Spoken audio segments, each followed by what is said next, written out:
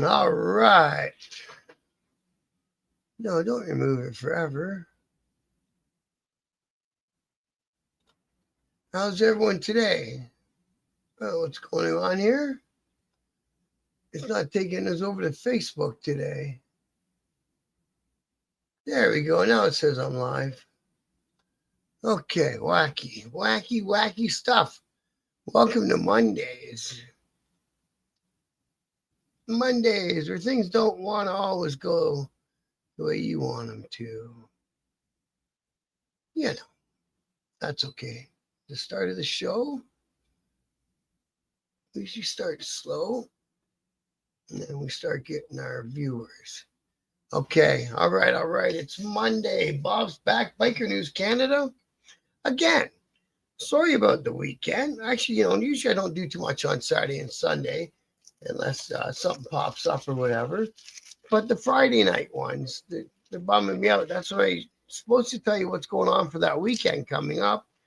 And the last 2 Fridays in a row, I went to catch a siesta and didn't wake up till like 11 o'clock at night, something like that. I'm not going live at 11 o'clock at night. And then slept in Saturday and then worked Sunday. And the weekend was over. So I'll adjust my way of doing things and get on up there Friday night. So you guys know what's going on for the weekends for the rest of the bike here. I've been pretty good about it all year. Just the last two sucked. Hey, So Loud, how are you, bro? Good to see you. Thanks for joining me. Let's put the comments on the thing and on the thing. Okay, so anyways, let's see what I missed over the weekend, and we'll start with that, I guess. No. We'll start with what happened. There's a couple thank yous and all those good stuff, right? So get them up there, not that one, or that one. Okay. So what do you got here? Don and I scoping out a future 397 destination. So this is the Southern Cruisers Riding Club in Woodstock, and if you recall, I think it was Doug on for the interview. I think it was Doug I had.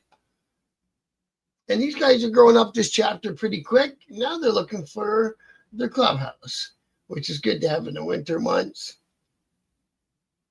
And good luck to you guys. Keep that thing going on over there. And in the winter, I'll come by and we'll do an on-site thing. Port Colborne did a really cool thing last week, man. They helped out Meals on Wheels down there in their area, Port Colborne down in Niagara area there. And they teamed up with Bro Port Colborne, and the both clubs did it together. So hats off to both you guys, Bro Niagara and the MBS Riders. Was that who it was? The MBS Riders? No, I can't remember. Yeah, Bro and the MBS Riders, Port Colborne did this. So members of the MBS Riders and Bro Port Colborne join us to deliver our meals to our clients. Both these organizations generally supported Meals on Wheels Port Colborne, and we can't thank them enough for all they do. The joy they brought our clients is something we'll always remember. Thank you for what you do. So hello, a great bunch of people down there helping out Meals on Wheels and getting those meals out, and a bit of a jokey joke and a laughy laugh and make someone's day, man. I think that's flipping awesome. Good on you guys. You got to be proud of yourselves and each other. And the biker community says thank you also. It's a great look, and it means a lot. Look, it means a lot to all these people. So I just wanted to make sure everyone knew that you guys did stuff like that, because I think it's fucking wonderful. Hey, Slim, how are you? Montana. Beautiful. Snowed already, eh? Well, you're up in the mountain, I guess. Now, there's one of the brothers from the Satan's Choice Motorcycle Club in a bad medical emergency. And they got a GoFundMe here for him. I will try to get the link over onto the description after it goes up on YouTube and Facebook. And if you can, See if you can go out and help brother Mike. And now this is a run that was to support Kevin Feltman and his family by the Blacktop Bruisers MC. That happened over the weekend. I wanted to thank everyone who went out and checked it out. And I say thanks to the Blacktop Bruisers for hosting it and showing some love to the family of Kevin Feltman and for Kevin himself. Fucking wicked. Diesel's Cycle. So they had a big fall ride on Saturday, and they wanted to thank everyone who came out and participated. And thanks to Bridgie and Johnny for the lead on the ride. And yeah, man. So everyone's getting their last rides in. Like I say, there's still some more organized events going on through October. I'll keep bringing them all to you. Oh, a nice array of motorcycles right there. And that was Diesel Cycles. Right on, guys. Appreciate all you guys do also. Now, what we got here? Abate Ontario. They donated $1,200 to the Refuge, which I'm going to hazard a guess that it is something for the teenagers in Woodstock, Ontario. Way to go, Abate Ontario, and Chapter 2, Woodstock. Well done, guys, and guys and ladies. I say guys, I mean both. So I remember telling you the story about the girl that died in Alberta, and last ride motorcycle hearse was there, and there she is. There they are getting ready. She's on the sidecar hearse, and they took her, Abby. That was her name, Abby Parsons. She wasn't very old. She's only 23 or so. Sad to see such a young age. And there's Brad getting everything ready for the ride out with his hearse. And like you say, he's a great man. He's a really nice guy. He got some clothing done. Nice looking clothing. Horrible reason to be together, but I couldn't think of a guy who would do it with much more grace and class than Brad. So right on, Brad. Hey everybody, we're coming live from Perth County Moto. This is the London regional group of One Broken Biker. Today we're here in Stratford. They had some sort of event there, did they? And we have about 60 bikes here already. Thank you from this event. We're doing a fundraiser barbecue. Come on in, sign up for a membership, join a good cause, have some Ken's fries, maybe get a tattoo. We'll see you soon. Hey everybody, we're coming live from Perth County Moto. This is Perth County Moto. That's where they were. Regional group of One Broken Biker. All right. Today we're here in Stratford. All over the country. If you're banged up in the bike crash and unable to work, they will help you however they can. And then we got a night out there riding with the Muskoka Misfits. They just wanted to post a little video, and I say I'll post it up there too. So right now, guys, it's a bunch of stuff going on. The Durham Divas Fall Ride happened over the weekend, and the ladies and their group had a nice ride. Good array of bikes there too. Well done, everybody. Now tonight, I know it's old news. I happen to know a lot of these players in this story personally, which was quite a crazy. I think I was 06. I was in Toronto when all this happened. I left London for 10, 15 years after I left the club. And this happened just on a little farm community outside of London, Ontario. They called it Shedden. That isn't really where it happened, but the vehicle with a bunch of corpses in it was found near a town named Shedden. So there was this fella. His street name was Wiener.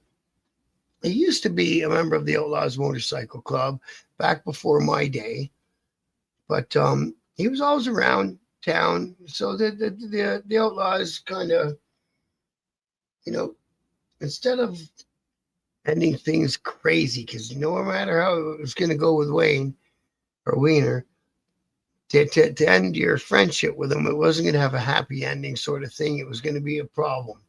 So the club encouraged him and okayed him and made it happen that he opened his own small club, and it was going to be kind of like a support club for the Outlaws, and they called it the Annihilators.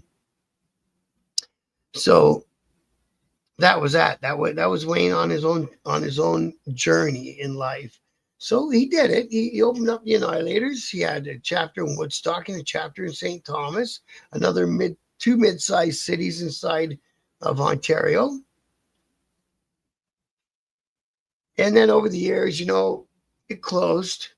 Wayne got a big jail time. Actually, I was going down to the socials to see outlaws who were doing long jail times, and we would go down the socials at Christmas and in the summer for their barbecue and stuff, and take them their kids down to visit and shit. That's what you do. And Wayne was in at that time, and then he got back out again. And I was wandering around the bike show one year with the guy who was bringing me up into the club, who ended up getting shot and killed at the strip joint, which is basically a lot of what this book's about. Actually, this book starts out with the night that it happened, because the guys came in the bar to visit me. I worked at the strip joint, and the guys from the Outlaws came in to visit me. One was my roommate, so this was a personal thing to me. So anyways, me and Willie walking around the bike show, and we bumped into Wayne and Wayne or Wayne, whatever you want to call him, same guy. And the guy had on the long trench, the long leather long rider coat, and he was definitely armed. So it's a very weird exchange. He asked if we were all right. We asked if he was all right. We all each assured each other we were all right. We all kind of went our separate ways without taking our eyes off each other. But that was the kind of guy he was. He wasn't the kind of guy that you wanted to turn your back to. I could think of about 5 guys in the city of London that he put lead into, but he didn't.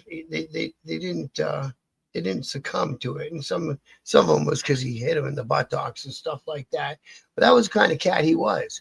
He was a bit of a loose cannon, I guess you'd say. He's a bit of a whack job. He was a dude, but he always could attract the crowd to him. I remember times, when we were all kind of getting to know each other and everyone was hanging out and stuff, and he'd invite you down to his place for a party and say there's going to be some bare knuckle fights and stuff like that. And the wise man would leave his farm before it got dark out. Before it got dark out and things started turning nutty, that was a good time to go home and say, okay, I've had my fun, much respect, I'm going to go home, etc. Right? So, needless to say, I never bothered going down to any, and he kept track of who hung out with who and blah, blah, blah. And like you say, he was a strange guy. So along his course, I got to tell you this other story too. Yeah, this other story's got to be told. It's a funny story. I was going to do it in one night at the clubhouse story. So some of his guys, I don't think he was directly involved in this. And like I say, just in the farming community outside of London, Ontario. And there were some guys from a rival club, and they were both in cars, and they were out the windows going pop, pop, pop at each other. But I don't know what the hell they were using. Like, they must have been small numbers, um, bangers, because not even the windows of the cars got blown out. So like these guys are banging away at each other. They all got a bunch of guys got charged, and letting those things off and having those things in Canada is a problem to begin with, and et cetera, et cetera. It picked up some time for that little exchange. And like you say, not even the cars got hurt. Never mind the people inside the cars. So it was the most counterproductive shootout probably in history. And yeah, that was always the funny part. Not even the windows of the cars broke. Unbelievable. That's the weirdest shootout ever. So, anyways, along the way, Wiener starts up or gets involved in and joins into um, a club that eventually patches over to the Bandidos. So this is all the same time that 81's coming in Ontario and all that, like in the early 2000s and all that, right? In fact, before Wiener had joined into the Bandidos, we had the Bandidos in our clubhouse as guests one weekend of the bike show, the big bike show where there was the alleged standoff and everything. We invited the Bandidos over on the Friday and 81 over on the Saturday of the same bike show. And we were trying to position ourselves to be kind of in the middle. We were trying to make it so that all three clubs could exist, but that rarely works. So anyways, we were trying to position it that way. There's always got to be someone who's got to be on top. It's just the way of bikers. So anyway, so now Wiener's in the Bandidos, and we had Boxer and all them guys that end up being victims of this little escapade in our clubhouse, a few years before. Good guys. I liked them all that. So now he's in it. Now this guy's a bit of a, he's methed up, if you know what I'm saying. He liked to stay awake for days on end, and he was well armed. I was always known he was well armed. So the story that the press says, and I think is the story they told in the courtroom too, was he kind of wanted to take over the Canadian arm of the Bandidos, and he wanted to be the big Grand Poobah. I got heartburn like you wouldn't believe. Sorry, guys, pulling faces and doing this. Like a bad heartburn. So he set up some sort of meeting with the brothers from the USA. They couldn't get into Canada. He couldn't get into America. There's a small island that's on the border of the two countries. I think it's in British Columbia, where you can walk up to it, and the border's just like a line on in the dirt sort of thing. There's no fence and there's no customs, blah blah blah. So they went there and they had a meeting, and he was told to retrieve the patches of the Toronto chapter, and then he had a chapter of his own. I'm sure he called it London, although he was out in the farmlands of London. And then there was some other guys that were forming a chapter in Winnipeg, or it was already formed. So Winnipeg and Wiener wanted to be the Grand Poobahs. Now, the one thing yeah, that's it. Alex, Peace Arch Park. You got it, bro. So what was I trying to say? Oh, yeah, the one member of the Winnipeg chapter, and this is the part that always threw me off. I heard after the fact. And he had made his way through the outlaw clubhouses trying to become an outlaw. He was the next cop from Winnipeg. So usually you don't take an ex-cop into a motorcycle club. So Wiener did. And then Wiener got him involved in this little escapade that they did that night. So it was a very horrible night, and gross the way it went down. He called them to a meeting. These guys came in their cages. It wasn't really motorcycle weather. It was like late in the summer, early fall. It was like chilly-ish, and it was a meeting, so you don't always ride a bike to a meeting. And it was supposed to be important. They all had to get there. So they all went there. And he already had a little crew with him. And it was mostly the guys from Winnipeg and this ex-cop also from Winnipeg. And he had them all hidden in the barn. This is where the barn was basically what they used for a clubhouse. And it was set up with a bar inside and seating area and shit like that. But it was a barn. So he had some guys up in the loft with long shooters, with long poppers, and they were waiting for these guys to come in. So he brought them into the building, and then one of the guys up in the loft, he kind of panicked and let one go, hit one of the guys, and then it was on. So then all of a sudden everyone got drawn down on, and they were like, fucked, right? So they took them out one at a time out to their vehicles, and just one guy, just Wiener, did as far as everything goes in the courts, as far as no one's ever heard different. Only Wiener did it, and he took these guys one at a time out to the vehicles and unalived them all one at a time until 8 of them were gone, man. 8 of his own brothers. And there was some stories around that because a lot of these guys drove tow trucks. In fact, the one guy, he was an old guy, like in his 60s guy. And like I say, I was in Toronto at the time, and my car had broken.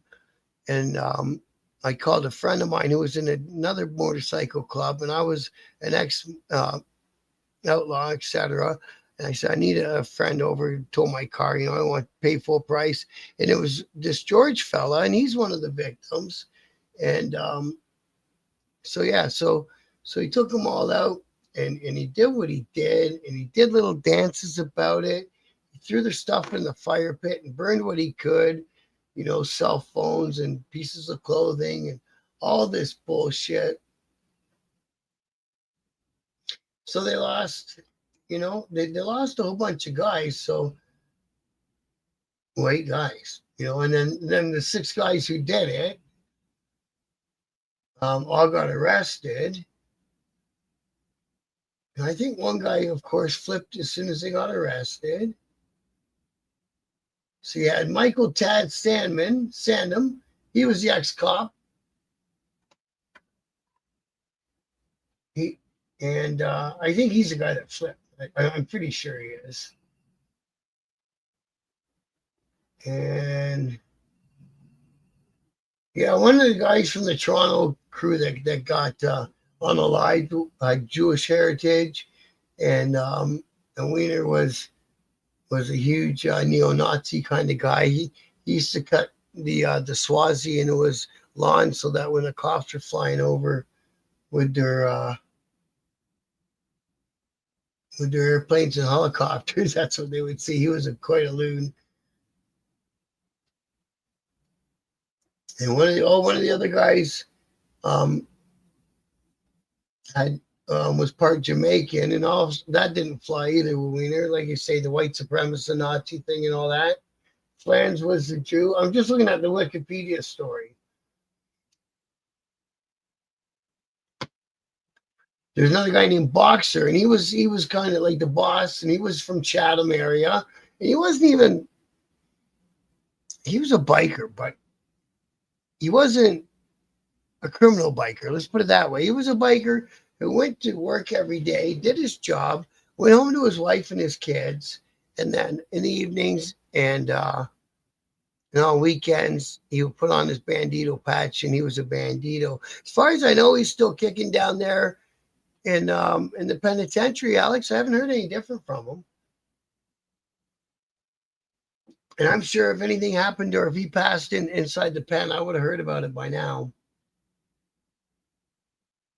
So there's a big story that one of the guys in Toronto had pulled a car that had a bunch of 81 marching powder in it, and they had stolen it. And this was his way to make it right with it. It had nothing to do. And then when it was done, he had all these cats in these vehicles. He told his people to drive these vehicles and dump them down in Kitchener somewhere where the nearest 81 chapter was, and try to deflect the blame that way. Like but these guys that he had doing this stuff with him, they were, they didn't know how to do stuff like this. They didn't know no cans of gas or nothing on site to make sure all the vehicles. So they get in the vehicles, and the ones run out of gas. It's in the daylight now, and there's all these corpses in these vehicles, and it's the vehicles of the men that are slain that they're driving, right? So you don't want to get pulled over, like Jesus. So the one vehicle's running out of gas, So this is how they ended up down in Shedden, Ontario. It was only about 10, 15 minutes away from Wiener's barn that they got. So the one guy drove his vehicle there on empty, or it showed up basically on empty, and they panicked. They didn't know what to do. They pulled it, the farmer lanes that go into the fields. They pulled all the vehicles in there and ran away and went back to the farm and continued getting high and shit. So there's a few things that you got to remember out of all this. So number one is, you don't take out 8 of your own members or whatever it was. That's stupidity. You don't do it when you've been partying for 4 flipping days with no sleep. And you don't do it with a bunch of basically amateurs that really had no idea what they were getting into. I bet you if you asked them guys right before the lead started going flying, if they believed he was really going to do that, they would have said, no, I didn't really think he would. They would have thought maybe it was a beat down and take their bikes and their patches and their jewelry, but not the ultimate price. And he just let her rip. He didn't care. Like I say, there was a lot of things. There was a time back in the day when a cop in a little small town called Ingersoll, Ontario, got shot by some dude, right? Yeah, Jay, that was a messed up situation, bro. And Wiener was well known to love that stuff and stayed going for days on that stuff, just chemicals in his brain, So this guy from Ingersoll was getting arrested by a cop who was, obviously they didn't have no protocol back then, or he wasn't doing it right. And he was alone trying to arrest this guy. The guy slipped the cop's gun out of his holster and banged the cop with it. Now, I think the cop didn't make that day. He didn't make it. And this guy slipped out of this little community. Like you say, Ingersoll is just outside of Woodstock. It's not even a mid-level city. It's just a little community. It's a town. It's a village or whatever, 5,000, 10,000 people. So he slipped out. He made it. Somehow he contacted Wiener. Wiener knew him, of course. I think he was another meth head. And back then, meth heads weren't that prevalent. We're talking to 2006, right? It wasn't a big thing. And when that cop thing went down, it was even before that. It was Ingersoll police shooting. Bam. When did that one happen? Scott Rosser, that was the cop's name. That was it. So, and that happened in 1990. So the guy made his way out to Wiener's farm out by Nicky's. You got it, Jay. Yeah, out by Sticky Nicky's. So this guy, he made it all the way down there. Let's see if I can find this guy's name up here. David O'Neill. Was that his name? Yes, David O'Neill was his name. Like I say, he was just a dude, and he was kind of fucking doing his kind of, maybe homeless, doing that life, And that guy, this guy, the shaggy guy, and then that's a cop who didn't make it through that night and all that, right? So he makes it out to Wiener's place. And the story I heard from different accounts, and one guy who might have been there when it all went down, was Wiener's like, what in the fuck did you come to my house for, man? Do you know how much heat I got? And so I guess in that time frame, the cops have been really up Wiener's balls. They wanted him off the street. Is every time this guy got out, they found a reason. And it never took long to rearrest him and get him back there to the penitentiary where they felt he belonged. So one night, one of the police forces, I think the biker enforcement unit, gets a call, and they said, look here, you're looking for that guy who did that police officer, right? Yeah. So he directed him to a farmer's field and where to dig. And his final thing was, now turn off the heat on me for a little while, and I'll tell you where your guy is that you're looking for. So they turned off the heat for a while, and the next day they dug him up. And it was a farm, like, a 5-minute drive from Wiener's.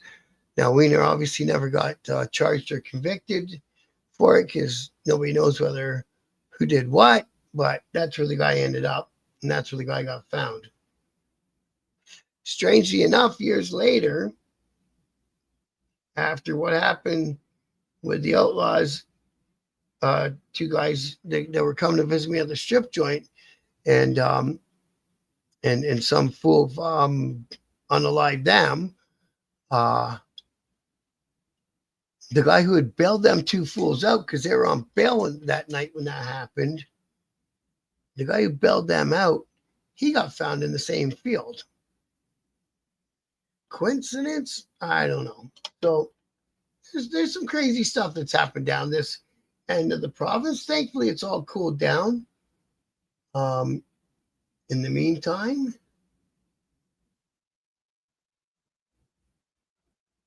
that's Hagersville. And, like you say, as far as I know, Wiener's in.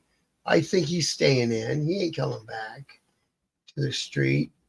When you get that many bodies in Canada anyway, they will declare you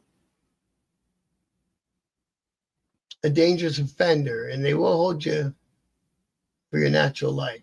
Not too many guys in Canada have caught that. I knew a guy who was on my range when I was waiting trial for the Project Retire.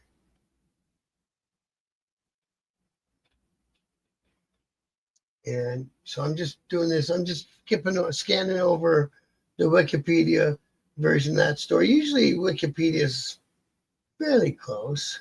Yeah, there's George Crash. There's George's name. There's Big Polly's name. There's Louis Chopper Rapazzo. There's his name.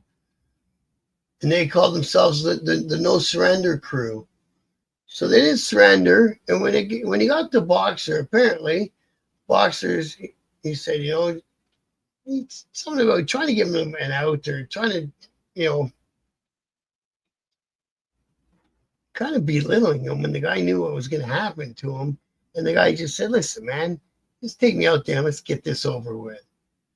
So, they would see Wayne walk out with a guy, and they'd hear a single report ring out, and then he'd walk back in alone, right? He's going to be 85, first chance of parole, Peterborough Chad said.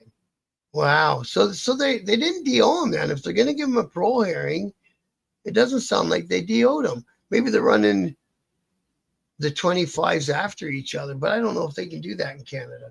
I think, after you got 125 to life, that's as many as you can get, and they all run on top of each other, I think.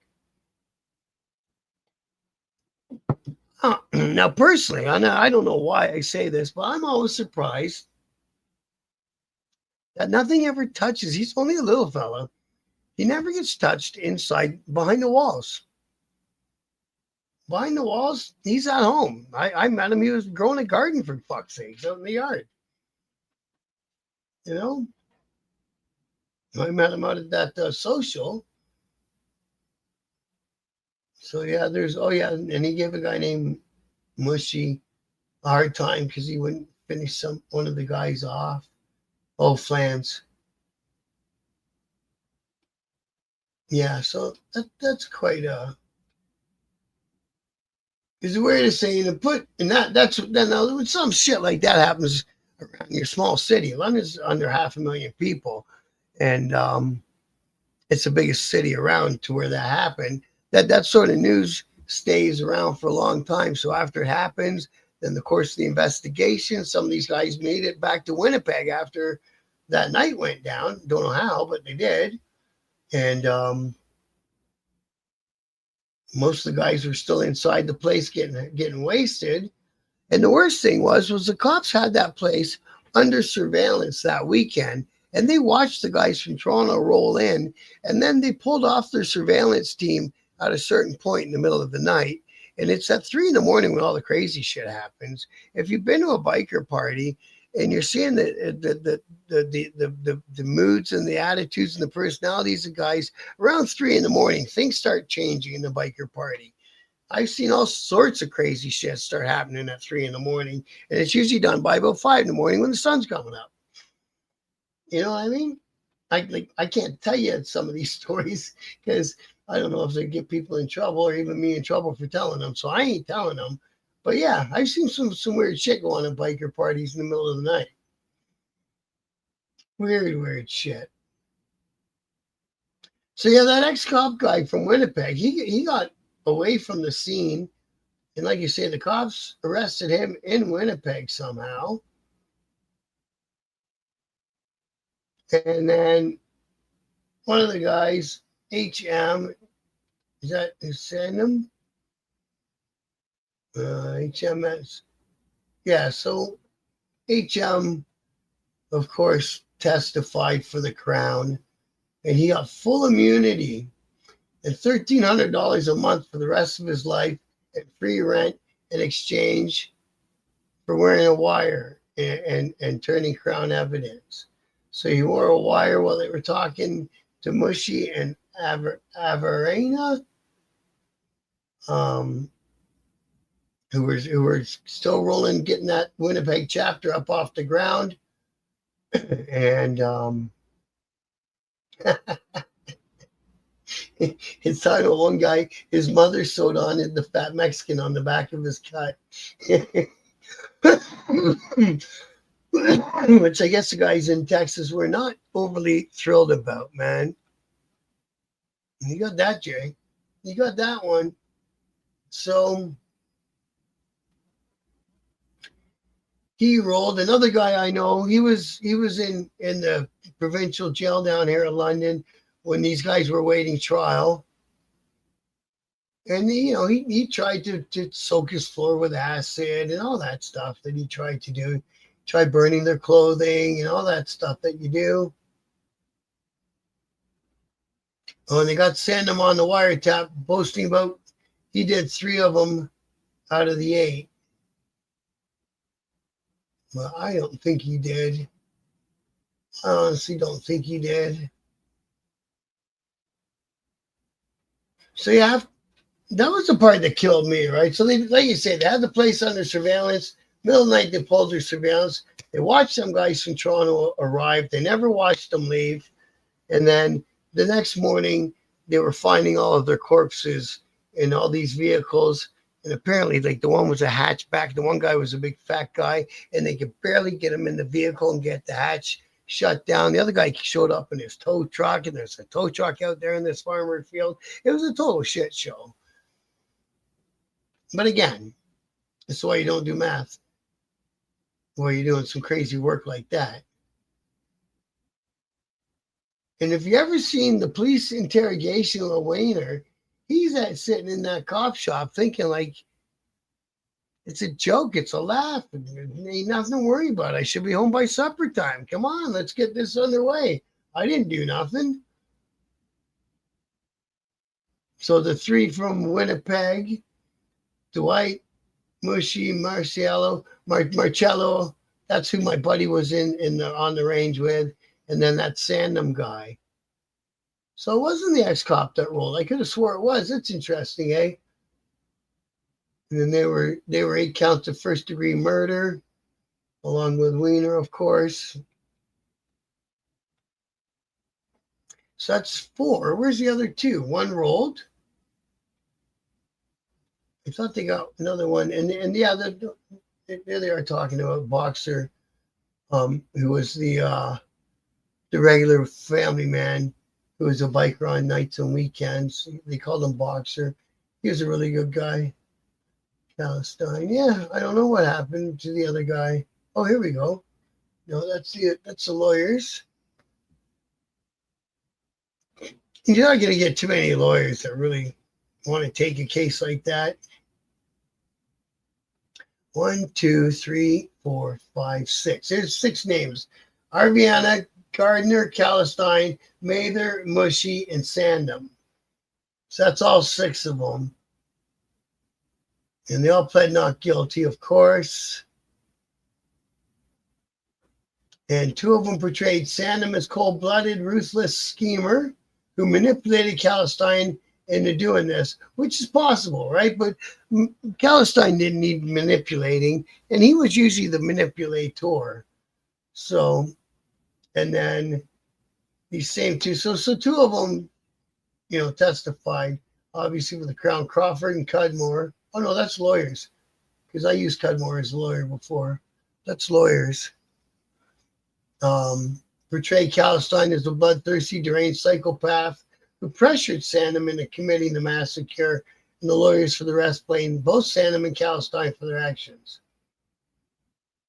Gardner's lawyer used a lengthy search for the pickle tree alleged to be growing on Calistine's farm. That is little. Oh, so they made the guy, when he was out there, go search for the pickle tree on the farm. So his lawyer used that as evidence that he had a very low IQ and he was easily manipulated.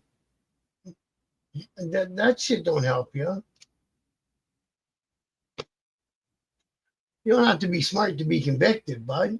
But anyways, that's what they tried.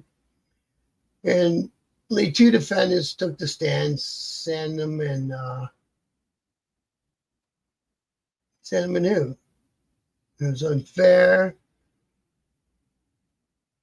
And then, that Aravina, he took the stand as well to say he was dumb, to say he was low intelligence. Again, that ain't no defense. Then the star witness, known only as MH. So whoever MH is, that was their man that wore the wire, testified to get free rent and $1,300.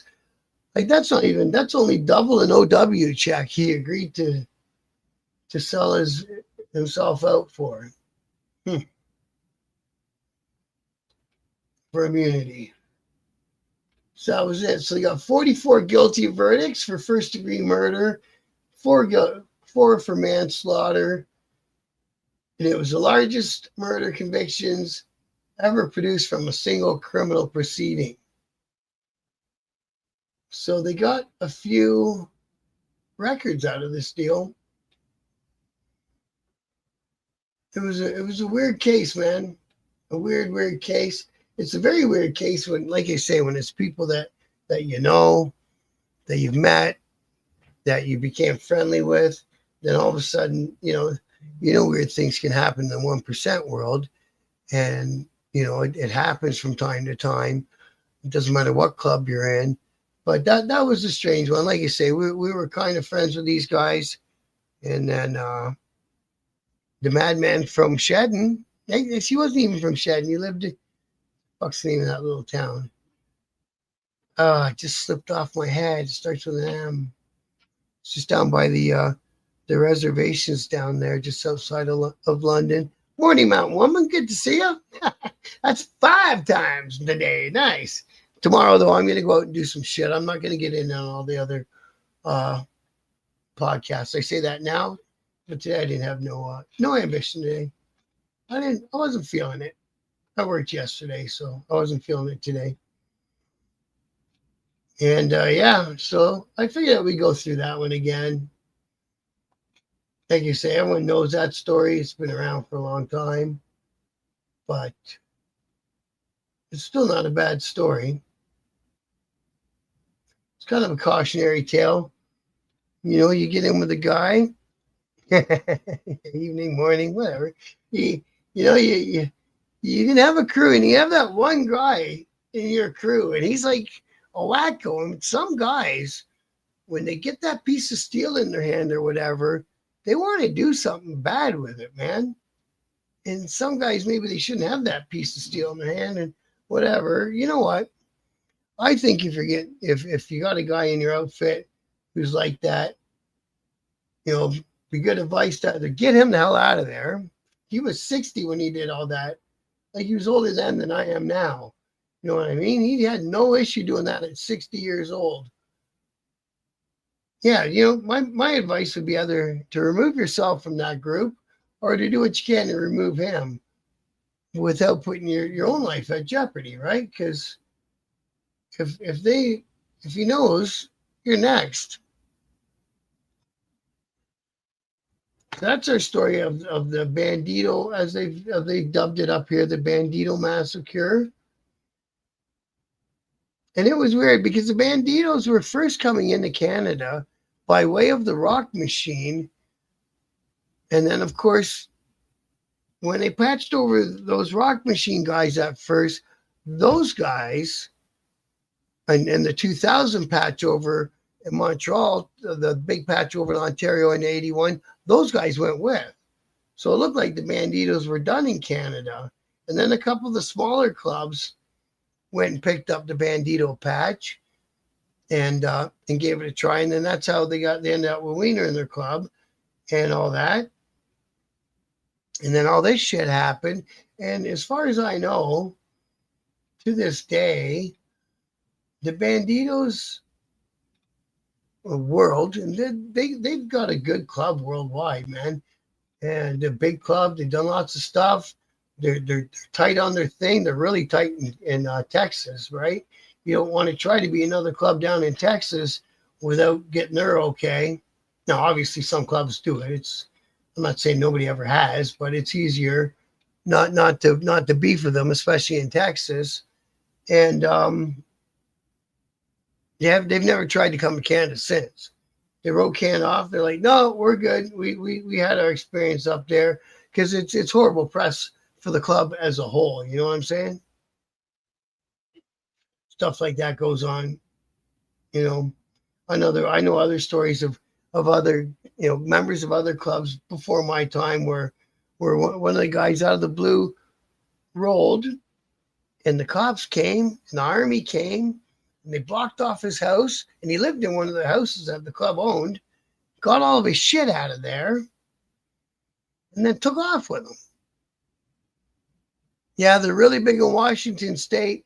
So the one time I was fortunate enough when I was in the club to get down to Bike Week in Daytona with the American Brothers, which, of course, they were all there. It was fucking cool meeting everybody in one spot in Daytona like that and staying at the clubhouse and everything. It was fucking wicked. Thanks, Grant.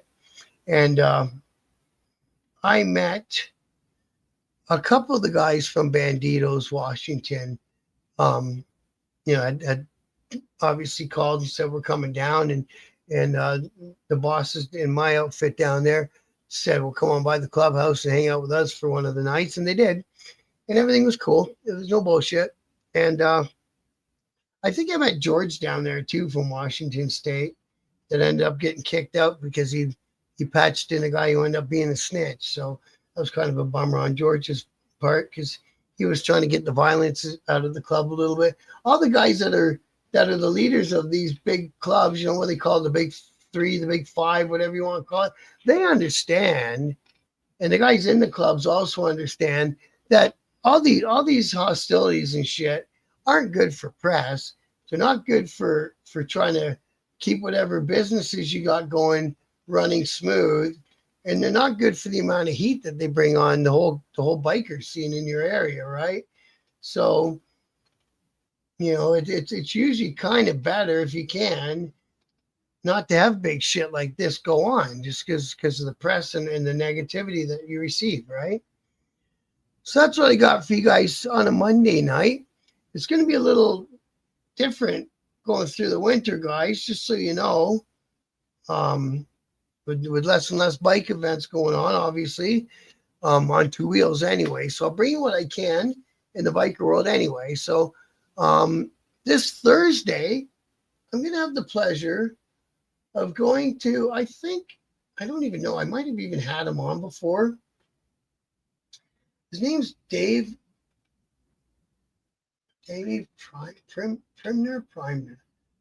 Primer. Now you say Primer. He's an airbrush guy. I'm going to go to his shop on Thursday. This bike's going to be there. He did all the airbrush work on this bike. I think he said last winter he did it. The bike's back for its yearly cut and polish. I don't know if you understand paint jobs, you know what I mean by cut and polish. It's a big part of keeping a paint job like this alive, and it won't start cracking over the years and shit. So he's going to be doing a cut and polish. He's got some other projects he's starting, and he's done a bunch just because it's Canada and it's winter. He's done a bunch of goalie masks too. I might get him to show me a couple of them. But look at that work. He does nice work, man. He does wonderful work. He's just outside of London, Ontario, one of the farmer communities down there called Elmer. And his shop's called Final Details Customs. So I'm going to have Dave on Thursday, but we're going to do it from Dave's shop. I won't be up sitting at my desk for a change. I'll be down there, and we're going to do it remotely from my phone. And this is the first time I've done anything remotely from my phone. So let's hope it works out. I don't think I'm going to be able to go through StreamYard Live. So I'm probably going to have to just go through YouTube Live to make it work. I'll fiddle around with it before I go down there in case I wreck the show. It might end up being on Facebook Live. I don't know. And then I'll transfer it over as soon as I get home and download it, and I'll transfer it and keep it, man. So it should be cool. Hey, thanks, Jay. I appreciate it, bro. I'm going to keep coming with these old stories. I know they're old stories, and we all know them. But, man, I got a head full of old stories. I just got to go through which ones I can tell and, which ones might have to be altered or which ones might not be able to be told at all for obvious reasons, right? I got one going into a clubhouse in the hang-around stage in another city. And this one member comes rolling in. He's all hammered, and he whips out his little piece of steel, and he's whipping it around on his finger. And it's a wheel. And I'm like, holy Christ, that thing's going to go pop soon, man. It's like, wow, I don't know about this guy. All sorts of crazy shit that I live, man. That's all part of being in the time that I was coming into the club and in the club, man. That was how things rolled, man. Everyone just did whatever. And if that's what you felt you needed to do, then by God, that's what you did. So again, guys, I want to thank you guys for hanging out with me. It's always a pleasure to be on with you guys. Really is. Make sure you hit the like button, please, on the way out. I know we got more people watching than we got in the chat. So even if you didn't get in the chat, please hit the like button. And all you guys got in the chat, as always, thank you, everybody. Peterborough, Chad, J. Patrick, Alex, Slim, So Loud, all you cats, man, you guys make it. Mountain Woman, always a pleasure. Mountain Woman, her and I bumped into each other in 5 chat rooms, including this one, 5 chat rooms today. That's cool. And Grant as well. Thank you, Grant. And until tomorrow, keep the rubber side down, everybody. Just a little warmer. It's still bike season here, man. Get some wind and enjoy yourselves. Good night, everyone.